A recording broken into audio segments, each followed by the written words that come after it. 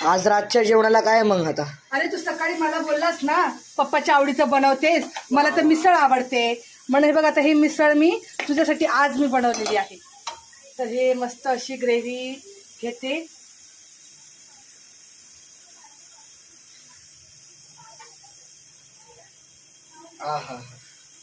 तुला बोललास तर सकाळी पप्पाच्या आवडीचं बनवते, मग मला तर मिसळ आवडते म्हणून म्हटलं चला आता अथर्वला मिसळ आवडते तर म्हटलं चला आपण बनवूया आता मिसळ. म्हणून मी आता मिसळ बनवली तुझ्यासाठी. मला सगळ्यांचं बघावं लागतं रे बाबा. तर अशा प्रकारे मी बनवलेली आहे मिसळ पाव. अथर्वला खायची होती मिसळ पाव, त्याच्यासाठी मी बनवलेली आहे आज मिसळ पाव. तर कसं आहे सगळ्यांच्या आवडीनिवडी मला जोपासाव्या लागतात, त्याच्यामुळे मग मी सगळ्यांच्या आवडीचं जेवण बनवते. तर आज मी बनवलेलं आहे अथर्वच्या आवडीचा रात्रीच्या जेवणाला मिसळ पाव. तर या मंडळी जेवायला.